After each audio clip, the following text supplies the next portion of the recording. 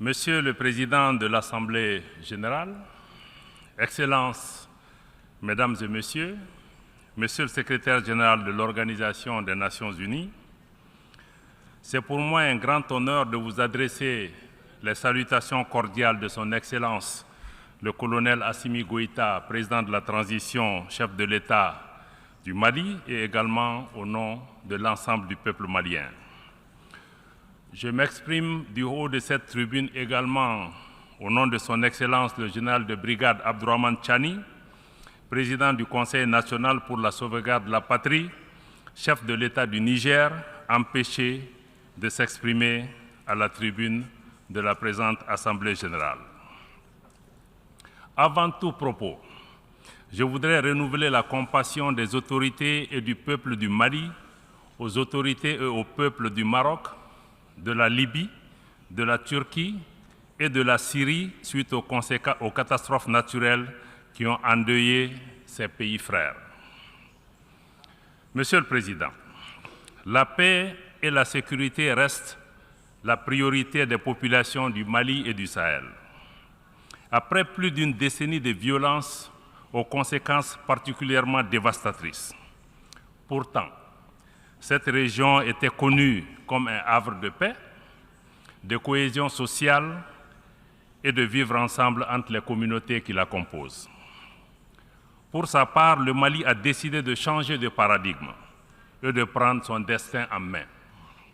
Ainsi, au plan sécuritaire, le Mali a accordé la priorité au renforcement des capacités des forces de défense et de sécurité maliennes afin de leur permettre de s'acquitter de leur mission régalienne de défense du territoire national et de protection des populations et des biens. Aujourd'hui, le peuple malien a repris confiance en son outil de défense. Aujourd'hui, les populations du Mali sont encouragées par les résultats engrangés dans la lutte contre les groupes armés terroristes et leurs sponsors étatiques étrangers. Le Mali dénonce à nouveau et avec force les ingérences de certaines puissances qui continuent de faciliter les activités criminelles des groupes armés terroristes au Mali et au Sahel. Il y a lieu de rappeler que le 15 août 2022, le gouvernement du Mali avait alerté le Conseil de sécurité des Nations Unies sur les actes d'hostilité et d'agression de la France. Au lieu de cesser ces agissements, ce pays membre permanent du Conseil de sécurité des Nations Unies continue en toute impunité ces manœuvres de déstabilisation du Mali et du Sahel, comme en témoigne la récente libération des terroristes dans la zone des 3 frontières du Burkina Faso, du Mali et du Niger, en dehors de tout cadre judiciaire et à l'insu des États concernés, pour perpétrer plus d'actions terroristes contre nos populations civiles et nos forces de défense et de sécurité. Les actes hostiles de la France s'illustrent également par ses interventions intempestives et illégales pour retarder, voire empêcher le traitement de nos demandes de financement dans plusieurs institutions financières sous-régionales, régionales et même internationales.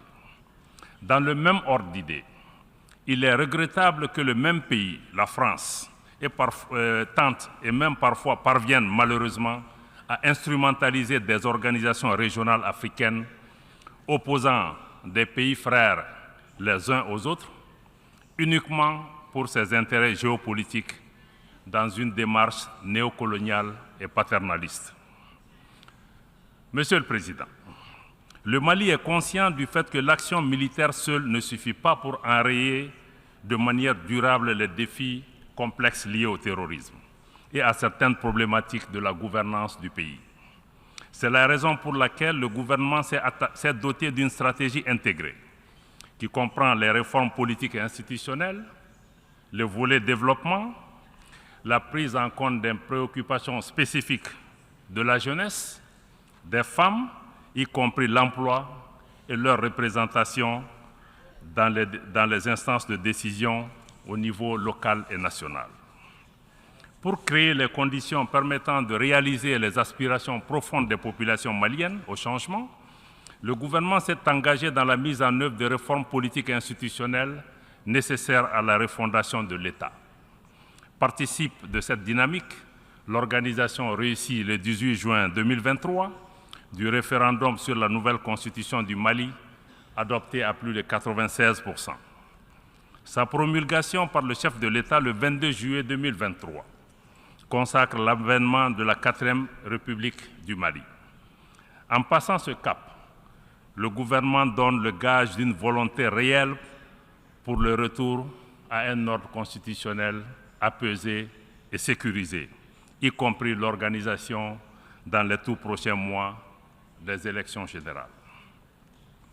Monsieur le Président, après 10 ans de présence dans mon pays, la réponse internationale aux défis sécuritaires du Mali n'a pas été à la hauteur des menaces. Les attentes des populations maliennes, maintes fois exprimées par les autorités, ont ainsi été souvent ignorées. La mission des Nations Unies au Mali, MINUSMA, n'a pas été en mesure d'aider le Mali à rétablir son autorité sur l'ensemble de son territoire, en dépit cependant des moyens importants investis en elle ces 10 dernières années. Durant sa présence sur le territoire national, la situation sécuritaire, malheureusement, n'a fait que se dégrader. L'insécurité qui était cantonnée dans les régions du nord du Mali au moment du déploiement de la mission des Nations Unies en 2013 a atteint les régions du centre et du sud. Cette propagation de l'insécurité est fort heureusement en cours de fléchissement grâce au succès indéniable remporté sur le terrain par les forces armées maliennes, malgré les défis inhérents à ce type d'opération. En dépit des difficultés rencontrées par la MINUSMA, dues à l'inadaptation de la mission au contexte sécuritaire, à savoir le maintien de la paix dans un environnement où il n'y a pas de paix à maintenir, le gouvernement du Mali s'était accommodé cependant de la présence passive de la mission. Cependant, il était devenu inacceptable pour le gouvernement du Mali de laisser la MINUSMA continuer à devenir partie du problème, en aggravant les tensions entre nos communautés à travers l'instrumentalisation de la question des droits de l'homme à des fins politiques et servant ainsi des agendas extérieurs de pays hostiles au Mali. C'est ainsi qu'après une évaluation exhaustive, le gouvernement du Mali a demandé en juin 2023 le retrait sans délai de la MINUSMA et nous sommes heureux que le Conseil de sécurité des Nations Unies ait accédé à notre requête. Le gouvernement du Mali travaille avec la MINUSMA en vue de son retrait ordonné, coordonné et sécurisé, et c'est dans le délai imparti du 31 décembre 2023. Conformément aux dispositions pertinentes de la résolution 2690, adoptée le 30 juin 2023 par le Conseil de sécurité. Le gouvernement de la République du Mali n'envisage pas de proroger ce délai. Le gouvernement rassure les populations maliennes et la communauté internationale que toutes les dispositions sont prises pour assurer la continuité des services de l'État après le départ de la MINUSMA. La première phase du processus de retrait s'est achevée et la seconde phase est déjà engagée. Certes, la MINUSMA n'a pas été capable de remplir son mandat, mais le gouvernement et le peuple malien restent reconnaissants pour les efforts et les sacrifices consentis durant les 10 dernières années au Mali. Je rends ici hommage à la mémoire de toutes les victimes, civiles comme militaires, maliennes comme étrangères tombées au champ d'honneur au Mali. Pour autant, le retrait de la MINUSMA ne signifie pas la fin de la coopération entre le Mali et l'Organisation des Nations Unies. Bien au contraire, mon pays tient à son appartenance à l'ONU et le gouvernement reste engagé en faveur des principes et des nobles idéaux de la Charte. De même, le Mali renouvelle son engagement à coopérer avec l'ensemble des États du monde qui le souhaitent et qui respectent les principes fondamentaux de la politique extérieure de mon pays. Dans une dynamique d'appropriation nationale, le gouvernement s'attelle à poursuivre la mise en œuvre efficiente et intelligente de l'accord pour la paix et la réconciliation issu du processus d'Alger avec nos frères des mouvements signataires qui le souhaitent. Nous nous réjouissons du chemin parcouru depuis la signature de cet accord en 2015, y compris l'adoption de la nouvelle constitution qui prend en charge plusieurs dispositions de l'accord, et le gouvernement a décidé de privilégier désormais le dialogue intermalien pour la poursuite du processus de paix avec les groupes signataires. Le gouvernement est conscient des défis qui jalonnent le chemin vers la paix, à l'instar de la série macabre d'attaques terroristes perpétrées sans discernement contre les populations civiles, les éléments des forces de défense et de sécurité maliennes. L'attentat sauvage et barbare contre le bateau Tombouctou et les assauts sur les camps des villes de Bamba, Gao et Bourem entre le 7 et le 12 septembre dernier illustrent la cruauté de ces groupes terroristes et criminels en bande organisée qui agressent lâchement des cibles comme les femmes et les enfants. Au nom du chef de l'État du Mali, du gouvernement et du peuple malien, je tiens à remercier toutes les nations amies et organisations internationales qui ont manifesté leur compassion et leur solidarité à l'occasion de ces événements tragiques.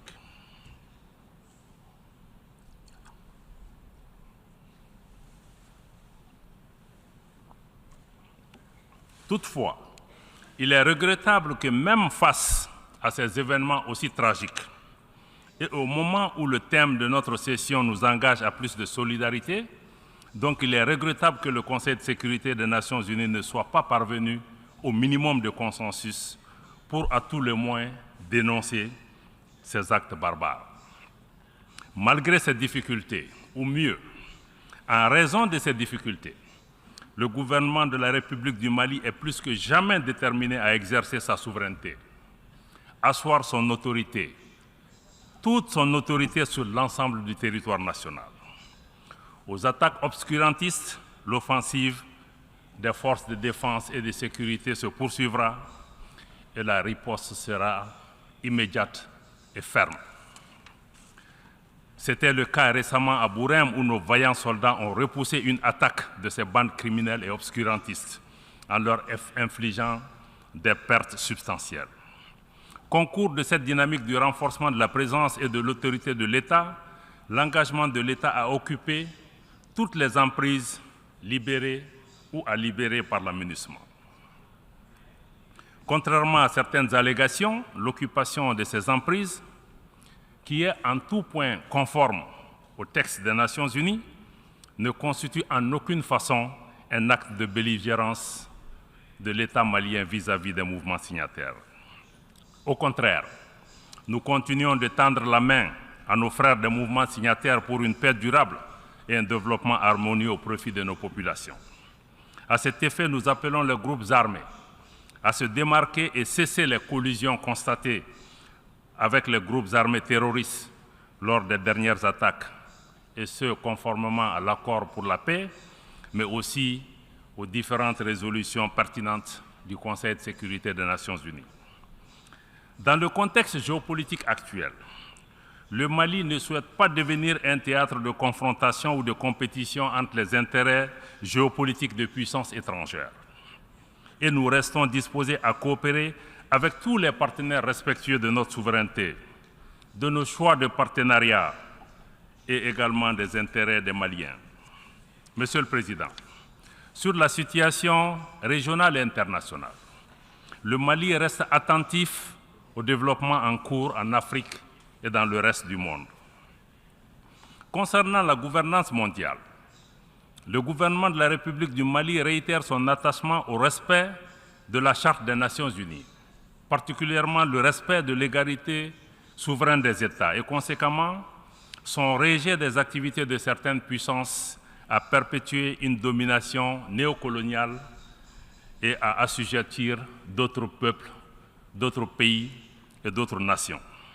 Le Mali est attentif aux évolutions institutionnelles et déplore que l'appréciation des changements de régime intervenus récemment dans certains pays africains soit fonction de la proximité des nouveaux dirigeants avec certaines puissances, ou tout simplement des intérêts géopolitiques en ignorant totalement les aspirations des populations des pays concernés.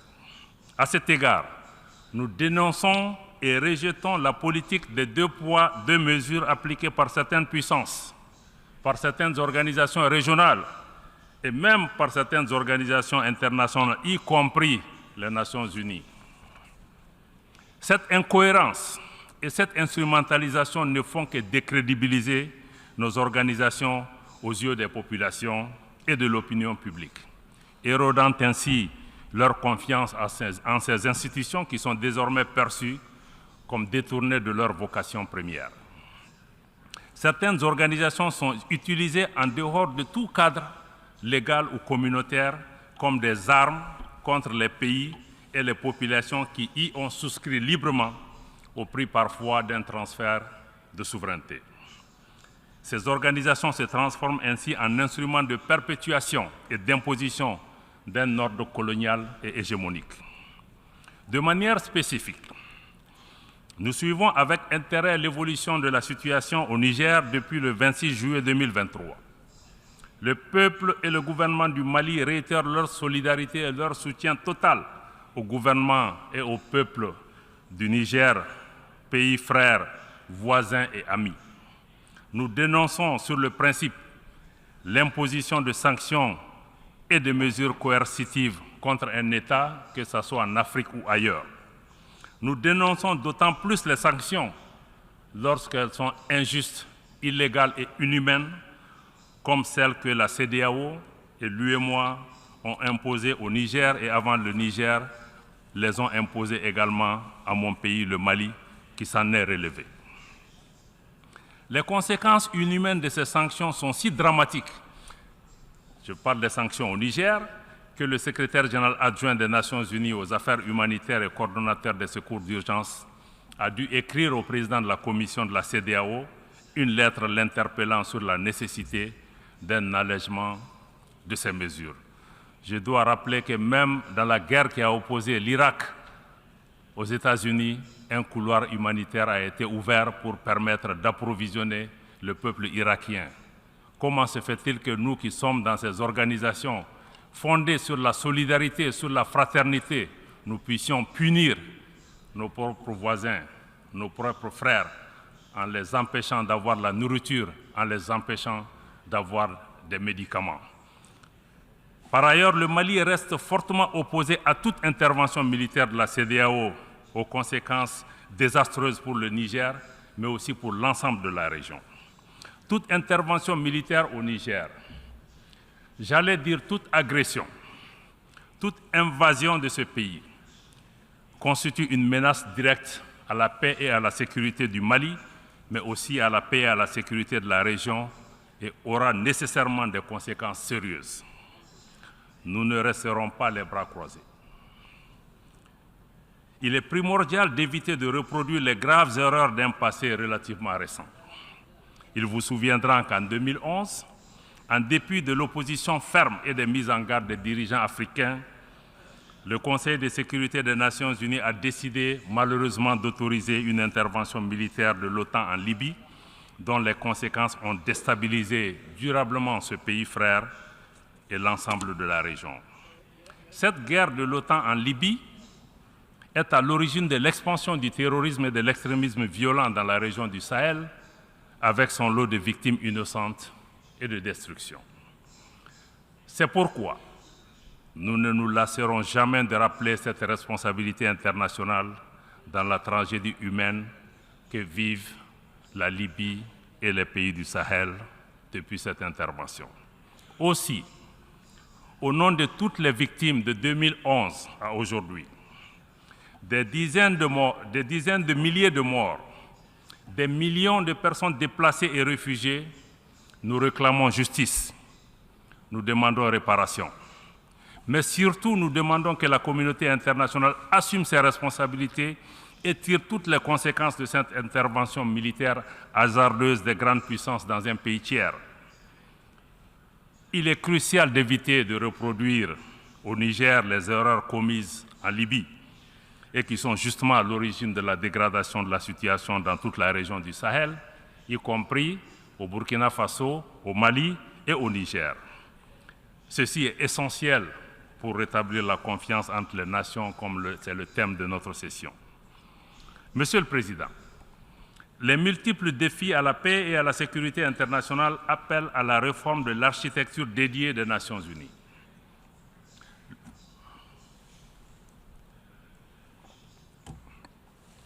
Le Mali réitère son soutien à la demande légitime du continent africain en faveur de la réforme du Conseil de sécurité afin de le rendre plus représentatif des réalités de notre temps. Dans la même veine, le Mali continuera de plaider pour la réforme de la gouvernance économique, financière et politique mondiale afin de créer les conditions optimales et justes de la participation de nos pays aux institutions multilatérales. Dans cette dynamique, le Mali réaffirme le rôle central que l'Afrique doit jouer au sein des institutions et des organisations internationales. À cet égard, le Mali salue l'ouverture de l'Alliance des BRICS à de nouveaux États, y compris des États africains. L'Alliance des BRICS et ses mécanismes, y compris la banque, offrent une alternative flexible et adaptée aux besoins de développement des pays du Sud global. Dans le même ordre d'idées, l'élargissement récent du G20 à l'Union africaine est un signal encourageant mais pas suffisant. Il est important que la participation de l'Afrique à d'autres forats internationaux s'intensifie au nom de la justice et de l'équité. Les changements climatiques constituent une menace réelle pour les générations présentes et futures. Nous devons avoir le courage de sortir du dogmatisme ambiant et des jeux d'intérêts étroits concernant cette problématique. À cet égard, le